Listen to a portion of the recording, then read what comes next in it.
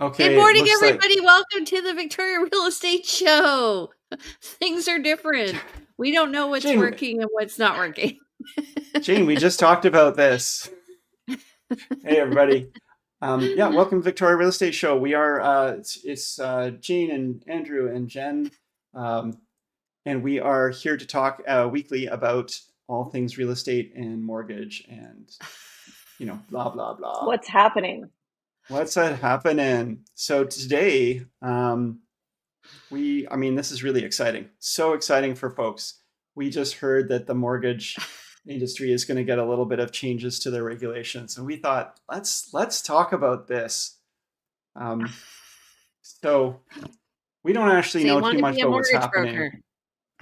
Yeah, if you want to be a mortgage broker, you're going to have a little bit more regulation on top of you, and there's reasons for this, of course, and in any kind of industry where big money is changing hands and large decisions are being made, it's really important to have consumer protections. So I thought I'd bring up this topic and we talk about it today. But let's get into the show as we do every time we go through a bit of a process and talk about the stats and everything else. So let's get into it and then we'll talk about our main topic. Okay, so today's topic is, what's it say, Nanny? Sorry, it's behind the thing that says Nanny State or Wild West. So are we being overly protected, or is it the Wild West here on the West Coast? Which would you prefer, Yeah. Yeah. Does it have to be one or the other? So first of all, Jen, how's it going with the financing? Well, we had some inflation numbers come in earlier this week, and in Canada, they were about the same. In the US, inflation numbers went up, which basically took away the chances of a rate cut on July 30th, which is the next time that the Bank of Canada meets, which is disappointing.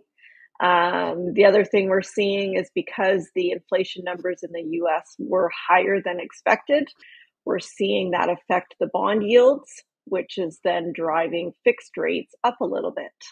So keep that in mind. Question for you, Jen, and this may, again, I'm sorry that we keep talking about what's going on south of the border, but I understand President Trump has been asking that the Fed reduce rates, and he's been saying that he's too late on reducing rates. He should be reducing rates. You're just saying that we are not going to be reducing rates here in Canada because of the US inflation being up. So you would think that same logic would apply to the States. So that goes against, I guess, what Trump is calling for. Can you speak to that? Should we speak to that? Should we just move on? It's hard because the market, Trump says something and the market retaliates. Yeah. So, and frankly, Trump can't control how the market retaliates to what he says. Yeah. And it's that U.S. Treasury affects our Canadian 5-year bond yield.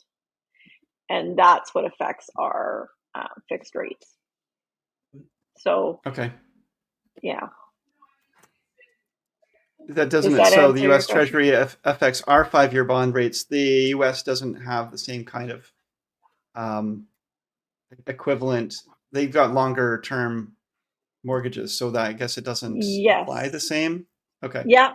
But the fact that their inflation rate, like their inflation has gone up quite a bit, is very concerning because their cost of living has been much lower than ours because of their mortgage rates. You got your mortgage secured for 25 or 30 years right from the get-go.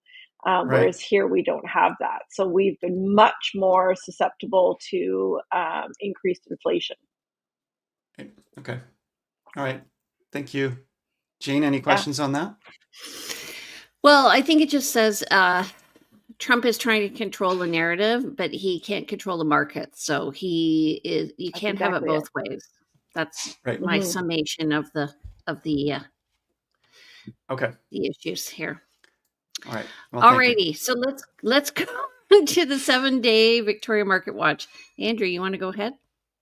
Yeah, so in the last 7 days, 288 properties went live on MLS versus 372 the week before. 173 properties pending versus 160 the week before. 161 price decreases versus 181 the week before. So, and then about the same number of expireds, 62 expired this week versus 60 expired the week before.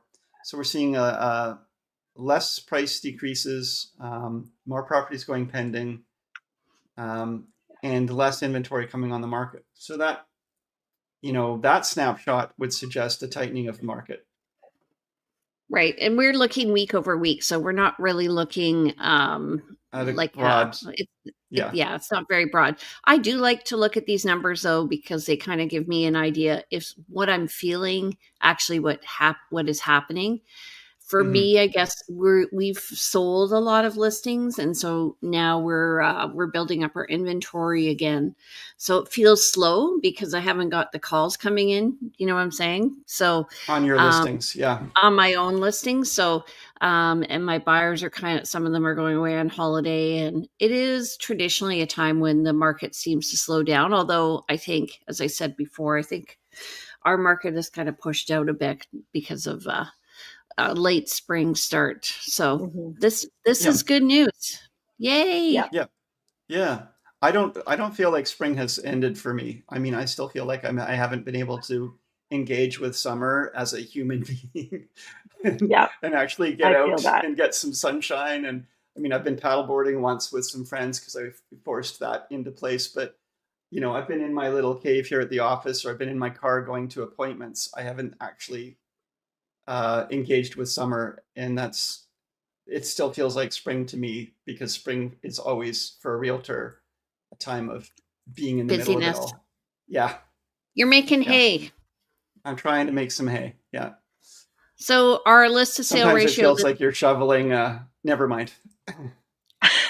Sometimes we just got to get it done. So the list to sale ratio this week is 60.07%. That's up over 43.01% last week. So looking good. And then net unconditional sales so far this month are at 260. That's compared to 650. And considering this would be the information from Monday. So this is good. Halfway through the month, 260 in a slow month, 650 last year. Yeah, we're going to be around 500. Yeah. And 597, God, this is so irritating, new listings compared to 1,319 for the month of July last year. And total active listings, we're still up over last year at 3,754. So I think we're going to be up there for a while. We're just going to have to get used to it. There are more people, relatively speaking, compared to when we started in real estate. This is what the numbers were when we started in 2006. So it's good. It's good. When we started in 2006 too, though, there were only, I don't know, I'm trying to remember, but maybe I know there's been times when there's only been 1,200 agents in the marketplace, and we have 1,600 now. So that's also a thing to consider, is how many realtors are there per listing, per transaction. You're not as busy when there's more realtors for that pie. Yeah, we all take a piece of the pie. Exactly. Yeah. Okay, so let's talk about the topic of the day. Andrew, do you want to introduce it? Right. So came across my desk a news release just saying that there's some new mortgage rules coming in, and I thought, let's give Jen something to talk about here, because we got more on the go. But also, in a broader subject, we're all part of regulated industries, and the question becomes, I like to play that devil's advocate. What happens if there's no regulation in an industry, and what happens when there's too much regulation in an industry? And how do we sort of find that, on the dial? Where's the balance? Because we've evolved over time from being self-regulated for us in real estate when Jane and I were first licensed, to, a time when there was a lot of media reports, and and realtors were getting in trouble for maybe not for perceived taking advantage of their clients in some ways, whether that was the shadow flipping debacle and so forth. And so we lost our ability to self-regulate, and the provincial government brought in regulations. And it looks like, I'm not sure what these new mortgage rules are coming in for mortgage brokers, but once again, there's more added protections coming in for consumer, which, as it should be, we want to watch for that. We want to try to avoid money laundering. We want all those things, but I don't know. Let's just talk through the pros and cons of this. So I just want to say, like, when we first had to start disclosing our commissions, it was probably around, I'm thinking 2009 or something like that. We took big offense at that we had to disclose that we made money. And I remember talking, maybe it was to Jen or somebody else, saying, we've been doing this for a long time. So there are some things that have happened in the mortgage industry prior to what's happened for realtors. But the whole point is that there's added transparency, and there's a little bit of maybe stifling of uncontrolled behavior.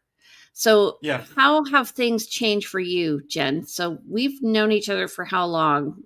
Probably almost 20 years, something like that. Yeah, crazy. Our industry, we're currently regulated by BC FSA. We have a Mortgage Broker Act that goes back to, I believe it's 1972, I think, is how old the act is. So from my understanding, this new Mortgage Services Act, MSA, they're calling it, is going to replace the Mortgage Broker Act from 1972. Okay. I mean, sounds like it's about time. 100%. If it's 72, yeah. Yes. Yeah. Lot has changed since 1972, so we need to modernize that and bring it up to speed. They're also changing. What causes a lot of confusion in my world is whether you're a mortgage broker, a mortgage professional, a sub-mortgage broker, or a mortgage specialist. And that lots of people call themselves mortgage brokers, but technically they're not. They do not have the licensing of a mortgage broker. They don't have the educational requirements, so they should not be referring to themselves as a mortgage broker. Interesting. Okay. So what is the difference? Tell me, like, in terms of tier of education, top to bottom. Mm-hmm. So licensing. For licensing. And actually it's changed. I've been a mortgage broker now for 13 or 14 years, I think. 14 years. And I have to continue my education every 2 years and get relicensed. There's a financial obligation to that as well. And the education piece must be completed in order for me to continue acting as a mortgage broker. Mm-hmm.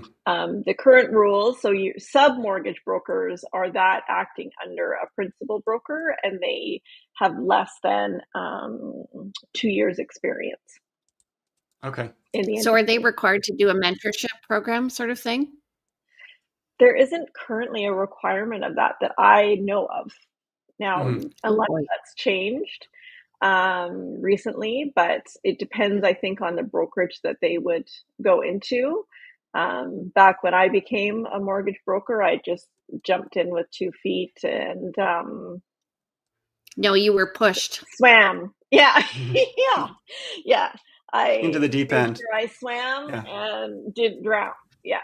But in comparison to the bank world, there is no education licensing requirements for those offering mortgages in the banks. So what would one of the people behind the counter at the bank be called when they are helping someone interact with a mortgage? Is there any So consistency to the naming of that, or is that?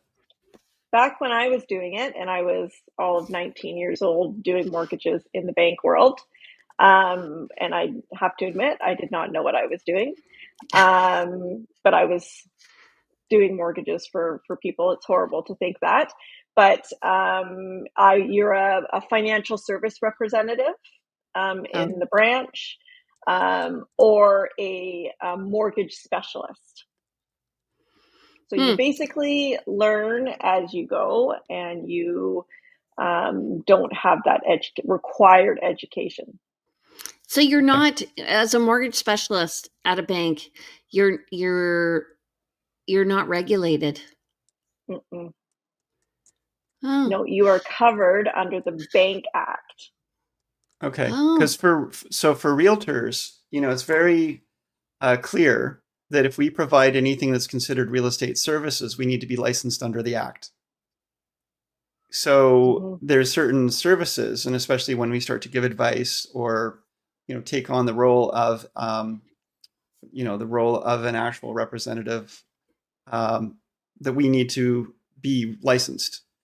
So it sounds like there isn't this, what are the services that require licensing for under the Mortgage Act? What do you need to go through? What are the hoops you need to jump through? Well, not only that, but what are the service, what changes the, what is the difference in what you're providing? Like, is it about advice? Is it about representation? Is it about? Well, the difference with a mortgage broker and a mortgage specialist is I'm providing mortgage services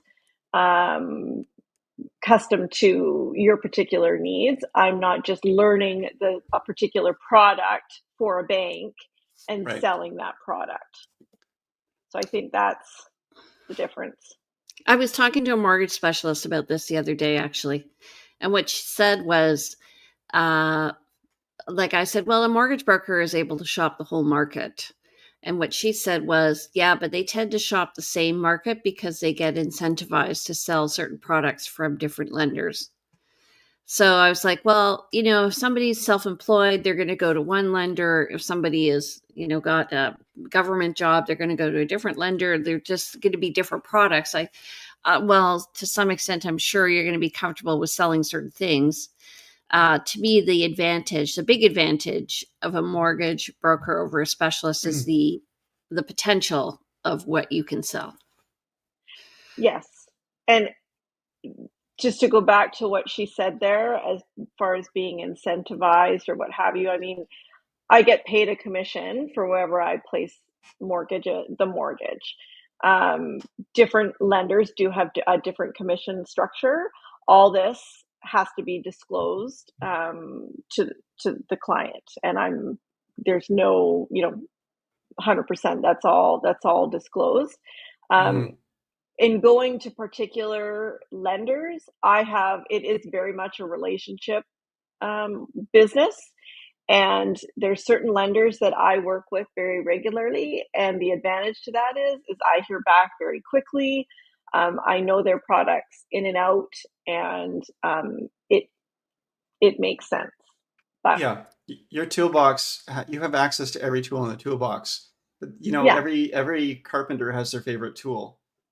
Everybody's got. That's a great analogy. Yeah. Yeah. Now, are you going to get paid more for choosing one versus another? That same argument goes for realtors. There's different commission structures selling homes. We do need to disclose. And this is, again, part of the regulatory and transparency that's really important. But at the end of the day, it's not necessarily about getting paid a few extra $100 to put someone into something they're not going to end up working as well with. You're going to get paid more working with people to get them the best product for them, for your repeat business with them, for the fact that it's going to be a smoother transaction. I would rather get paid a few $100 less and make it work. The thing that I appreciate about having a mortgage broker is that, to me, you're the advocate that deals with the bank. with the lender, so that if the buyer has certain circumstances, you might have dealt with the let's say the underwriter, to let the underwriter know, well, in this situation, here's what's happening. And yes, they did just buy a car, but their other car just broke down. So, they had to, it's not like they wanted to, they were being irresponsible sort of thing. Yeah. Some of the requests that we get from underwriters, it can be ridiculous.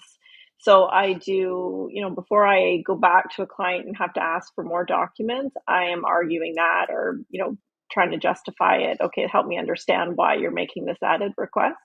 Mm-hmm. One more piece with mortgage brokers. So I'm more geared, or been talking about the bank lenders or the AA lenders, where I do feel there does need to be more regulation, and I'm happy that there's going to be tightening of some regulation, is with private lenders and mortgage brokers that offer private mortgages.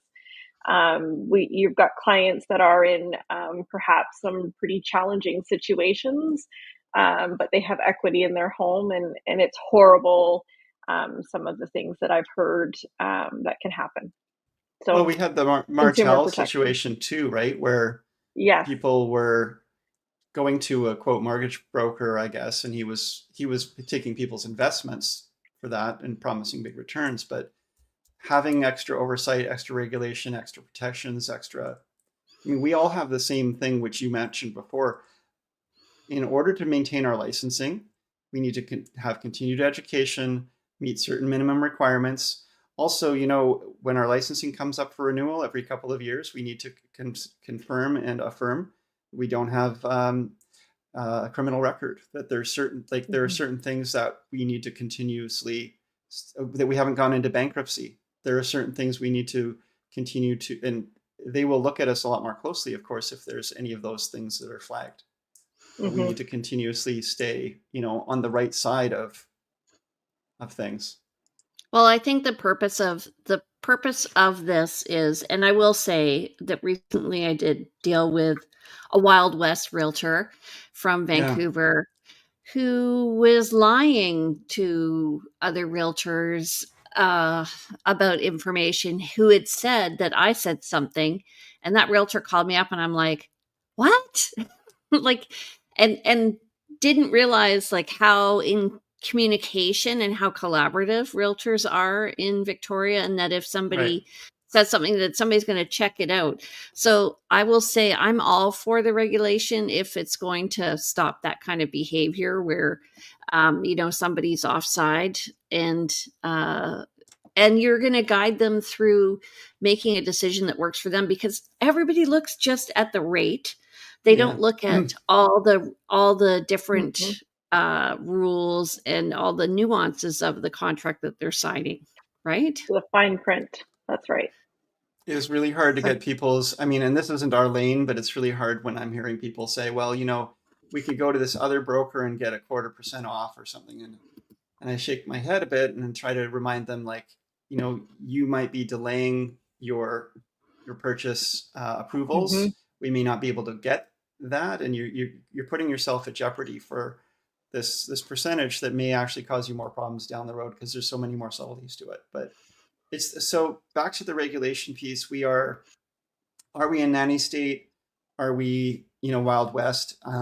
I think we're probably, on the side of nanny state, a little bit of erring on the side of caution, and maybe as it should be. We definitely don't want people to be the Wild West realtors or mortgage brokers.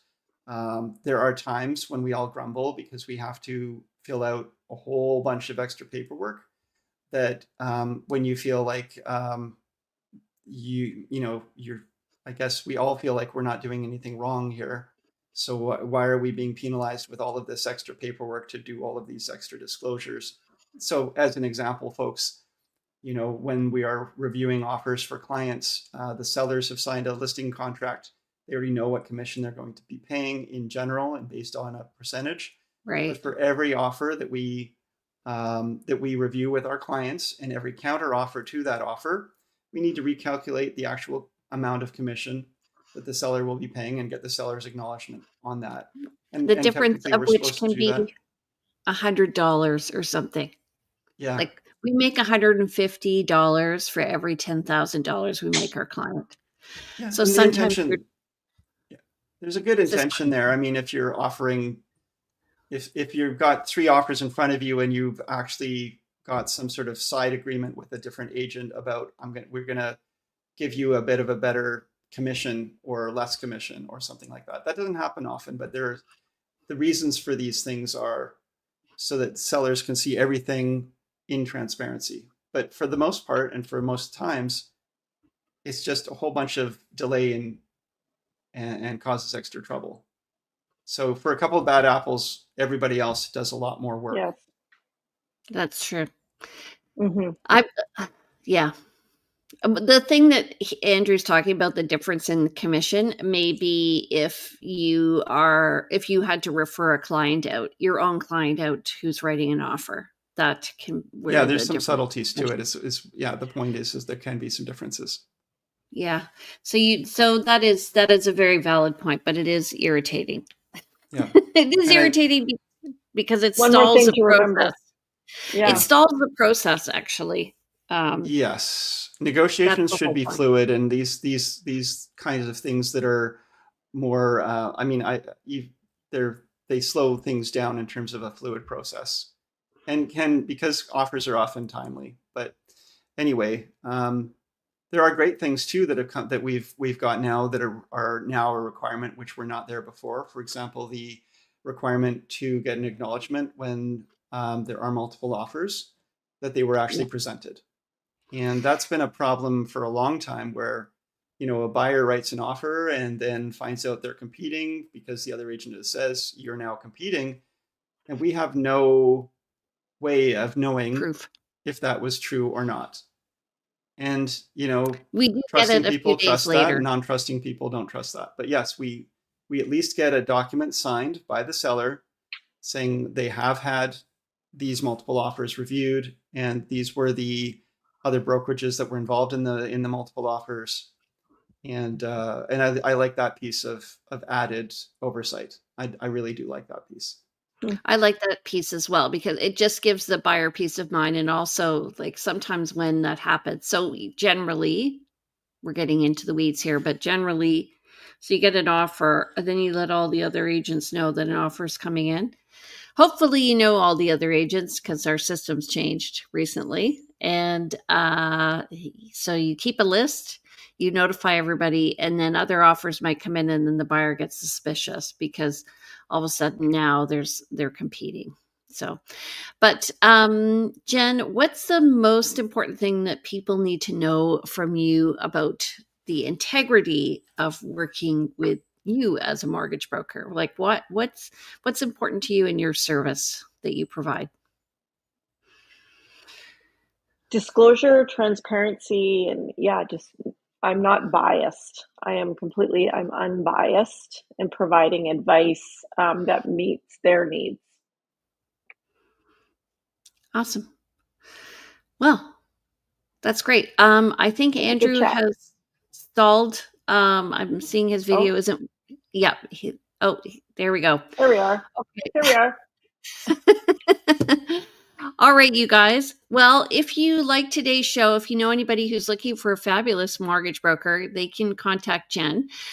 Please share this show with them. Don't forget to go to our YouTube channels and subscribe to the show. Comment if you have anything that you want to say or you have a question that you want to ask us. We'd be glad to hear from you. And welcome back, Andrew. Andrew, how do people meet you if they want to chat with you and use you as their realtor? Oh, so he's gone again. You can reach him at 250-360-6106 at info@andrewplank.com, or you can reach him at his website, which is andrewplank.com, or you can reach him at realvibe.ca. And Andrew, how would you like to introduce Jen? How do people get in touch with Jen? Have we lost Jen, or are we just going to take care of each other's intros? We're just take care of each other. Okay. Well, as we do. So Jen, if you want to reach out to Jen, which you really should, her number is 250-217-4925. you can email her. It's very easy. Jen Lowe, that's Lowe with an E, .ca. Make sure it's .ca. Or check out the website, jenlowe.ca. All right. And Jen, would you like to introduce me? Yes, Jane Johnston at the Briar Hill Group. Her cell number 250-744-0775. Email is jane@briarhillgroup.com. Website, briarhillgroup.com, and Instagram, realtorteacher_remax_Victoria. All right, you guys. So we are on every Thursday morning at 9:30. Please join us. And if you have any questions or you want any information covered, don't forget to message us. Take care, everybody. Have a great week. Ciao. Bye, everyone. Bye.